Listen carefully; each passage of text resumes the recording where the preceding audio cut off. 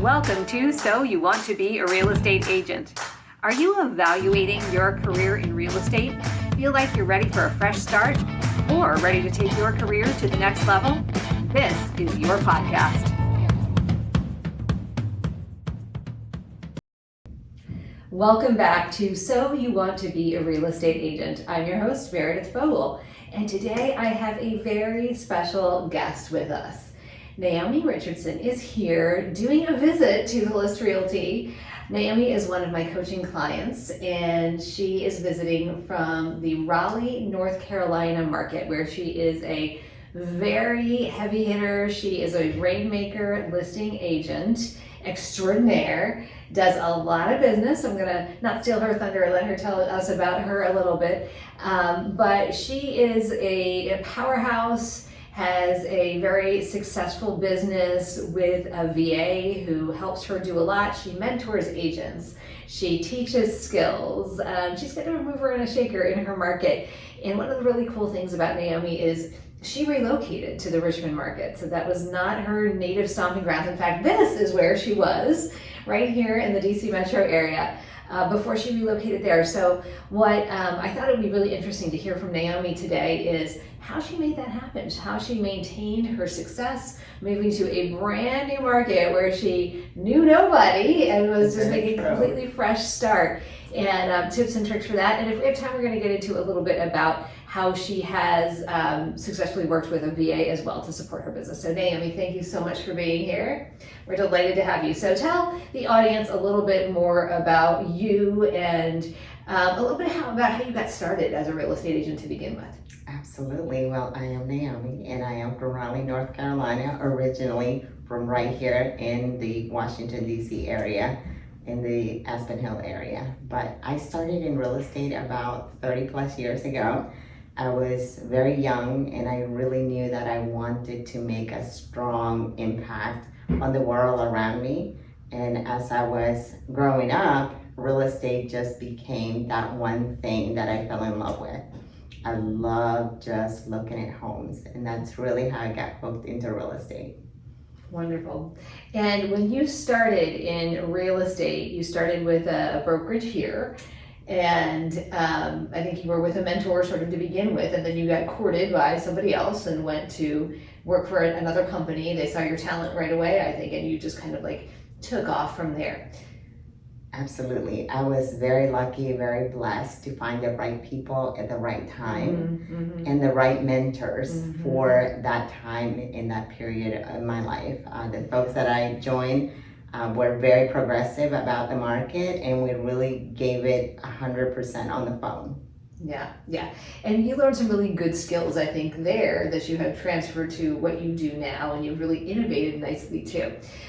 So when was it that you realized you were in a position of needing to change your market? And just, I can't imagine, I think so many of us in real estate, especially when you've built a solid business where you are, the thought of transplanting your business and kind of uprooting your life and everything that you've built foundationally is really, really scary, right? Because I think some people too feel like they're almost, whether they want to be or not, they're almost like cemented into the spot in which they built their business. And I think some people don't even think about it when they're building their business, that when you geo-farm, or when you, even if you're just concentrating in a particular area or licensed in a particular state, it's really hard to move. It kind of cements you to that spot.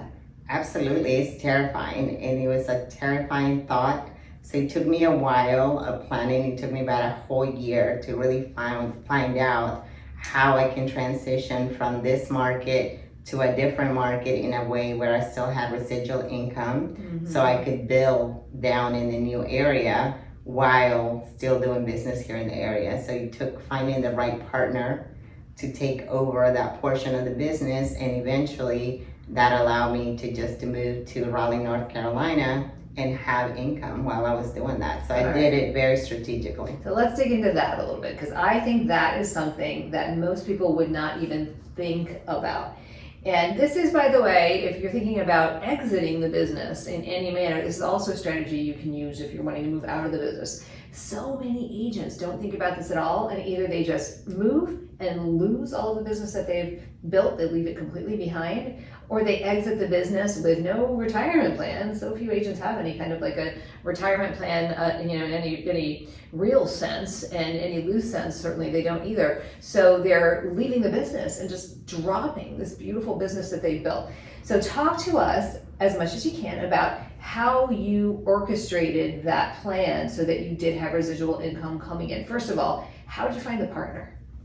It was a very interesting time in my life. So I joined this firm, a boutique firm, very small. So everyone knew each other really, really well. And at the time, I was pregnant. And so I knew I needed help. I didn't just want to drop my clients and have a hiatus. So I found someone that had the same philosophy and the same skills that I did, so they could take over my clients. And that's really how that relationship was born. And that allowed me to really figure out an exit strategy when I needed one, to move down there, since we were already working together. So finding a partner was by design. So this was it in order to move that you found the partner, or this was organic before you decided or you even knew you were going to move?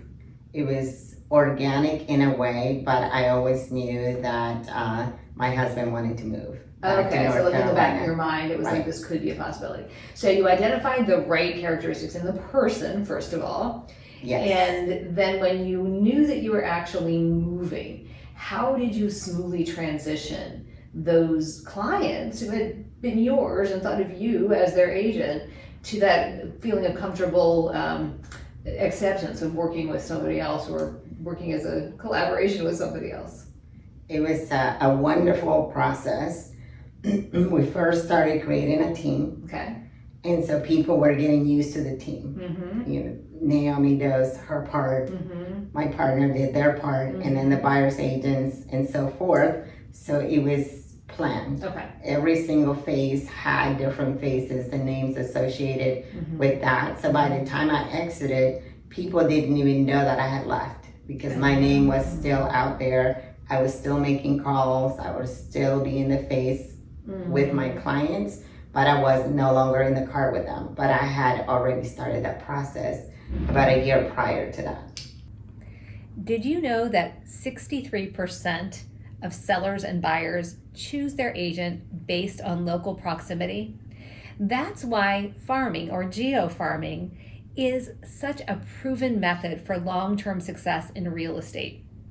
If you've been considering becoming a farmer or a geo-farmer in your market, but not sure how to get started, check out Farming for Real Estate Agents. This blueprint will walk you through exactly how to choose a geo-farm area, how to figure out by running some calculations whether the farm area that you're selecting can support your goals, and will help you track your return on investment. You'll also hear from locally famous farmers who have already dominated their market shares, so you can R&D their secrets and dominate the area that you choose to geofarm. Okay, so you were having a team support, it sounds like the administrative pieces of your business. You were still at the time, so you weren't showing when you left, obviously. Were you working with listings? Did you come back to take listings from time to time? So I didn't come back to take listings from time to time. I did it all virtually. Okay. Even before we had all the Isn't great that tools that we interesting? have today. Yeah. I would just do it on the phone. Okay. There are clients that I have dealt with for years, or people that had been referred to me. So it was very warm, very natural, just to have a conversation and say, well, by the way, this person is going to come by, he's going to evaluate the home, and then we're going to put a plan together to get it done. And so it wasn't a very difficult process at all. And how did you present to them that you would be involved at that point? Were you saying like, I'm going to have my hands in it, help negotiate? What was your part in it at that point? So I had a plan. The first of the key points that I would transfer to the client is, these are my duties. This is what I'm going to be involved with you, like negotiation, prepping the house, making sure that the plan works, the pricing, all of those things that go into play to actually get the home sold. That was my job. Okay. So, and that was mainly on the telephone. Okay. So you had boots on the ground here, reviewing the property, transferring information to you, you're doing the advising of the client about what to do, and then your admin team was going in and actually taking care of all the logistical steps.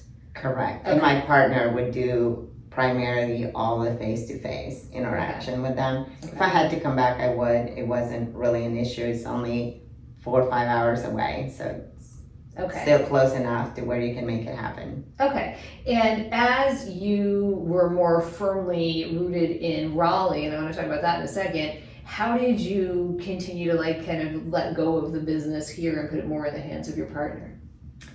We started transitioning like you would any other practice, whether it be a law firm or a doctor's office. So that's the philosophy that we had. This is our practice at that point. Yeah. So started transitioning slowly, and I still have residual income from that, and that's 20 years ago. Wow. So if somebody that is on my database happens to buy or sell, I still get a referral fee. Oh my gosh, that is brilliant. It is. Was there any kind of legal document drawn up to? It was. Yeah. It is. So we had essentially my partner bought out my practice, and instead of taking a lump sum, I just took a percentage of the business in perpetuity for the clients that were associated with my database. Smart. Okay, so what that means is a couple things I want you guys to hear. One is what you said, Naomi, about transitioning a practice. You have a real estate practice. Sometimes we refer to our business as our database, but it is more than just a database. It's a set of relationships that you've fostered over the years and you built trust around. Just like your doctor or an attorney or a financial advisor or any other highly skilled professional would do, that's what you built for yourself, and it has real value. So when you are handing it over to someone, you do want to make really sure that that is a person who is going to handle things just as you would or as closely to the way you would as possible. Especially when you're using a residual return strategy like this one, because God forbid the person starts dropping the ball or turns out not to be what they presented themselves to be. You got to have some runway to test this person's skills, I think, first, to make 1,000% sure that that residual income will continue to come to you. And then legally memorializing the agreement, so important, and so few people do this. They do it on like a kind of a handshake agreement, or they'll write something up themselves, or you can use AI for something like that these days. But having something that's legally enforceable just gives it that much more teeth, I think. So really smart that you did it that way. Absolutely. I think you have to make sure that everything is crystal clear to all the parties. Yes. And that way, if there is a financial portion of it, you want that to be enforceable like you would any real estate contract anyway. So that's really the way that we structure our partnership. We put everything on paper, had it legal, had it recorded, so that way there was no question. So this is what it is. And to this day, I'm still in contact with a lot of my past clients from 30 years ago. So I never gave up my database. Even though I transitioned the database, I still have rights to my database. I still pay the monthly fee for the CRM that we use here, and that's been 30 years ago. It's just to make sure that they are being touched on. So if there is any movement in the real estate world, I know about it. Yes, so smart. Was there any piece of it that required you to stay in touch with them, or it's just what your strategy was to continue to nurture this? The strategy was just to try to continue and nurture the relationships, especially because they were clients that I serviced multiple times. Yeah, okay. Did the person that you handed the business to have any kind of requirements in terms of, I don't know how much you micromanaged or how much you just knew that this was the right person in terms of, follow up or reporting back to you or anything like that? So the reporting portion of it is very easy because I still have access to the CRM. So I know what type of communication is going on, whether it's just a newsletter or whatnot. If I had to do it today, I would be a lot more detailed. And especially now that we have so many tools available. 20 years ago, we didn't have as much to work with than we do today. But I would say it was a successful venture. Yeah, I would say so. Okay, so you have that going on here, and then you make your transition to Raleigh. How did you position yourself for as quick success as possible in a brand new market? So walk us through like what was going through your mind. How did you evaluate what brokerage you were going to join? How did you figure out after having so much success here and how to build? Because when you're there, like you don't want a lot of a slump. You don't want a downturn in your revenue production. Absolutely. And you're juggling business up here still too. So what went through your mind, and how did you make the decision about the direction that you went?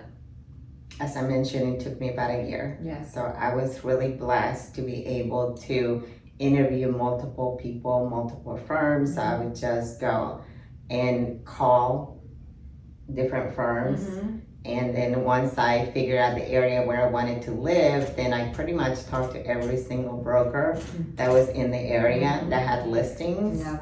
And I would call the broker in charge. So eventually I found Coldwell Banker, and it was a smaller family franchise, Mm-hmm. very much what I was used to. So their philosophy aligned with mine. And I really sat down with the broker in charge and asked the questions, like the agents that are successful here that are brand new in the business, how did they get started? Mm. And so a lot of the answers that I heard, I already knew. Relocation, Yeah. phone duty. I don't know if you remember Oh that. yeah, desk duty. We used to call it. Yeah. So I did that every single day for 2 to 3 hours a day. And that was extremely successful because I enjoyed talking to people, And you had the finding out skills for their converting those leads.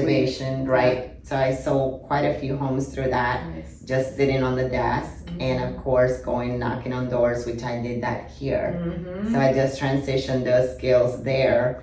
And eventually that started paying out. And I was very lucky that I was able to sell homes right away, primarily from the phone, just answering the phones.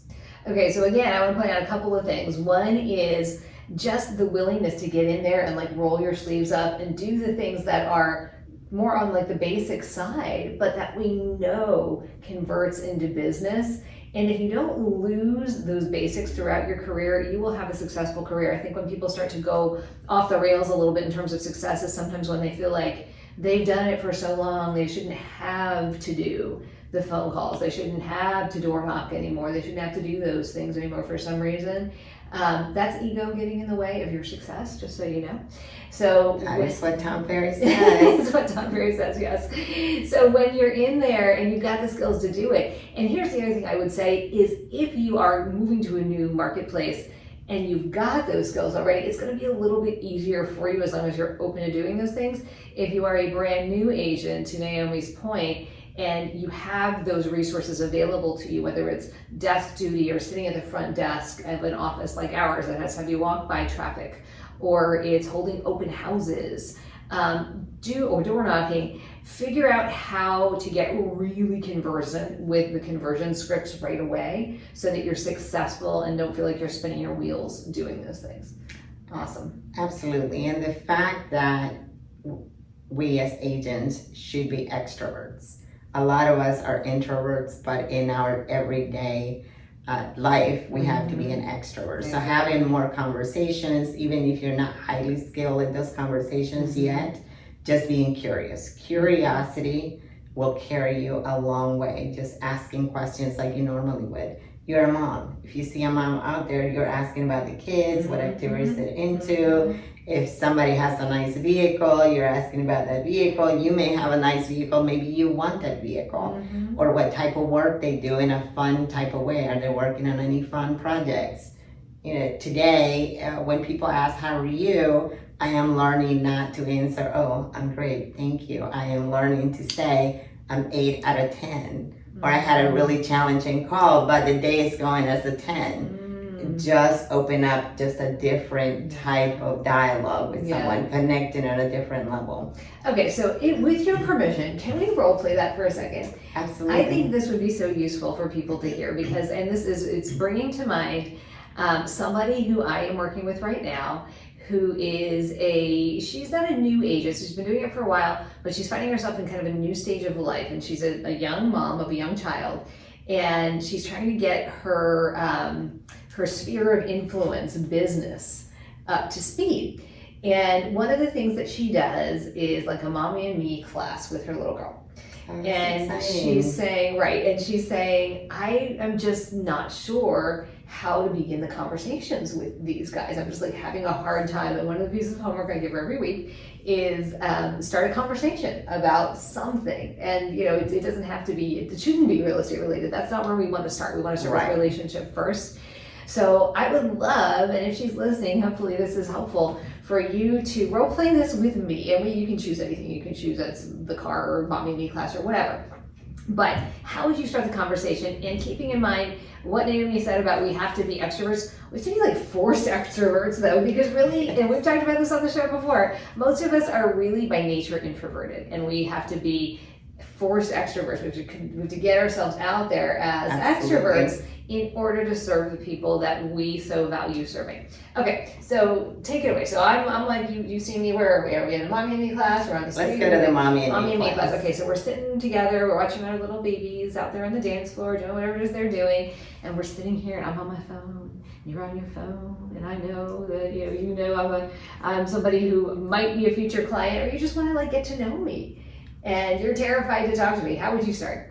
Hey Meredith, oh my goodness, your child is doing so amazing. How do you do it? Because mine looks like she's got 2 left feet. Oh my gosh, it's funny you say that because I was actually thinking the same thing, because I don't know what you're seeing, but I think I don't know if the dance is going to be in her future, but it's fun for them, right? I mean, that's fun at least. It is. Yeah. I have so much fun watching the girls. Yeah. They are just so bright. And their smiles just shine. So, Yeah. were you a dancer? Oh my gosh, no, not at all. Not at all? No, Oh not. my I always goodness. wanted to be, but it's like I'm doing this to get out of the house a little bit and to give her something fun to do, and I'm trying to expose her to a lot of things because maybe she'll be a dancer. Oh my goodness. Not if she follows in my left footsteps, but otherwise.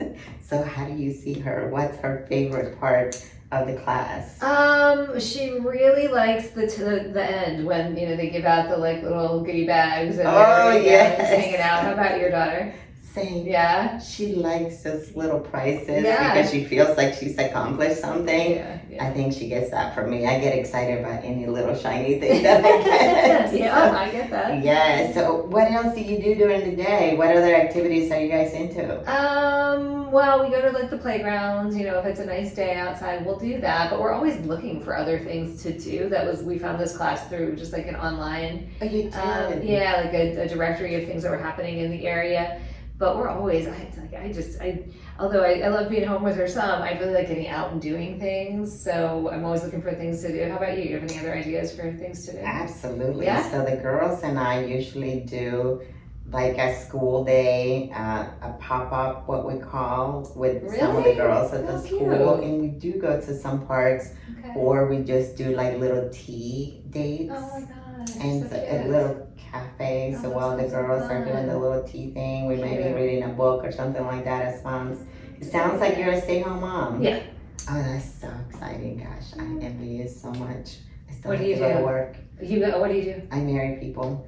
Houses. That's what I do. You I'm in do the what? marriage business. You said you marry people what? I do with their houses. Marry with their houses? Yes. What does that mean? So, if you have a house to sell, I find a buyer so they can move into your home so you can move on to the next home. Wait, so you're a real estate agent? I'm a real estate broker, yes. Oh my Yes, gosh, how yes. cool. I've always thought about doing that. How fun. Have you? Yeah. Oh, it's yeah. so much fun. I Yeah. mean, it's been my dream career forever. Oh my gosh, that's I'm old, Mary. amazing. I'm old with a young kid. So. How long have you been in real estate? It's been a few years, That's amazing. couple of decades. That's amazing. That's very, very cool. I'd love to learn more about that, and also about the pop-up school thing that you Oh, guys do. definitely. I will put you in touch with our club You will? Oh, because thank it you. doesn't really matter what school your kids go to. Okay.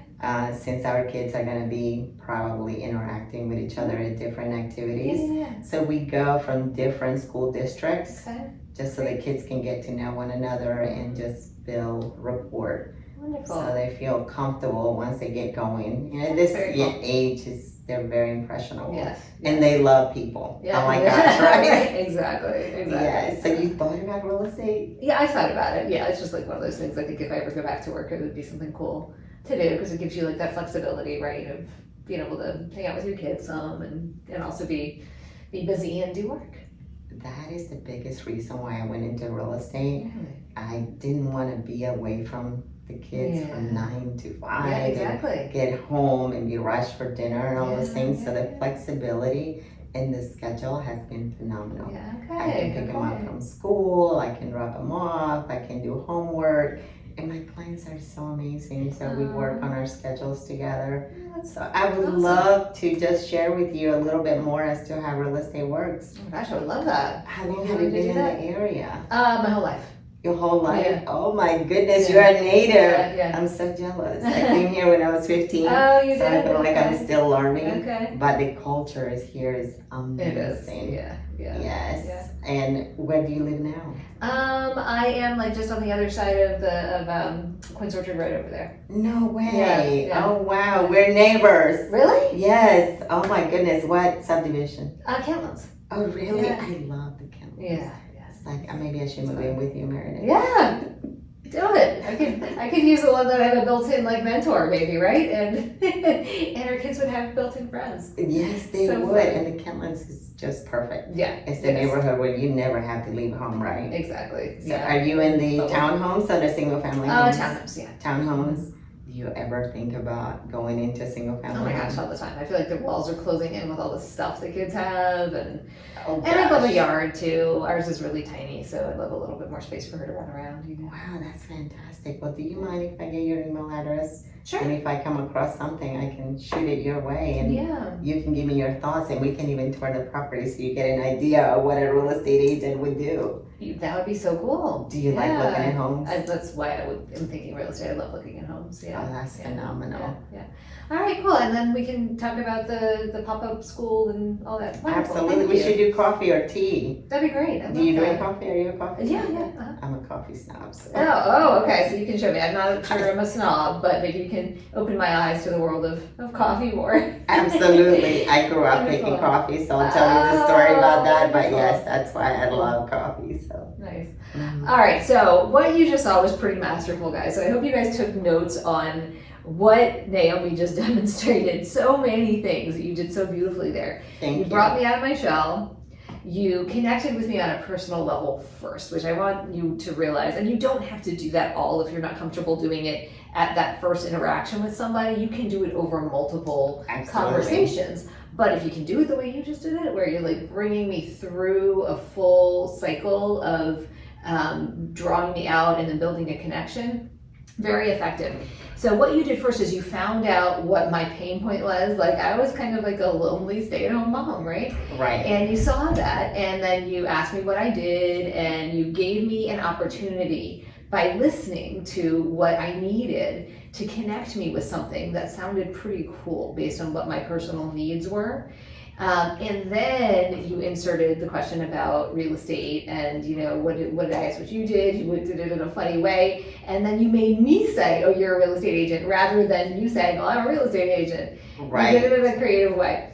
And then you bonded again with me about possibly being a real estate agent. You know, how many times do we meet? Like everybody wants to be a real estate agent. Everyone. Hence the show. So you want to Yes. be a real estate agent.